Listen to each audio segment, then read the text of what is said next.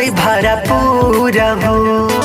मौज उड़ावल जाई, खुशियाँ मनावल जाई, बोतल के सिल दिया दूर हो। साउंड के भाई तानी बैलूम बढ़ा के कइल जाई मस्ती भरपूर हो। मौज उड़ावल जाई, खुशियाँ मनावल जाई, बोतल के सिला दिया दूर हो। बिस्किया राम के संग रंग जमैहा, भूली हना तू दिया रे भाई लावा दारू रे बिया। बोले के बा हैप्पी न्यू ईयर रे भाई लावा दारू रे बिया। बोले के बा हैप्पी न्यू ईयर रे भाई लावा दारू रे बिया।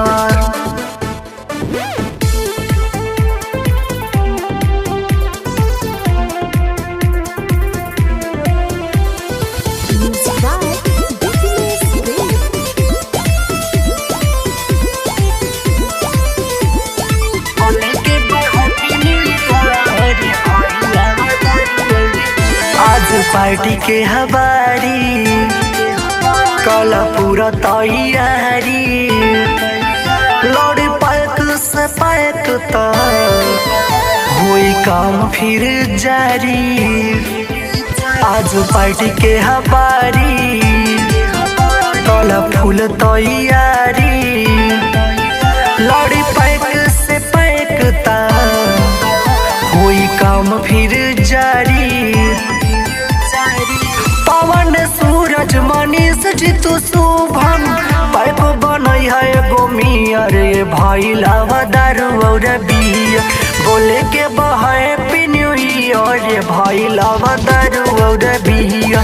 बोले के हैप्पी न्यू ईयर ये भाई लावा दारू और बिया।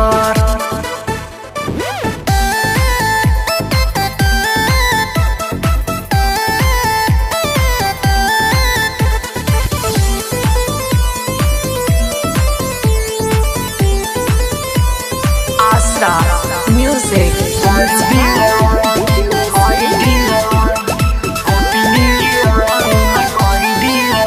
आज जम के पिलाई एगो पैक और लाई, छोड़ी कौनो कसरना दिन फिरो नहीं आई। आज जम के पिलाई एगो पैक दी बनाई, छोड़ी कौनो कसरना दिनों फिरो नहीं आई। अमित कुमार गौतम राजा वधेश गले मिली के नियर भाई लावा दारू और बिया। बोले के हैप्पी न्यू ईयर भाई लावा दारू और बिया। बोले के हैप्पी न्यू ईयर भाई लावा दारू और बिया।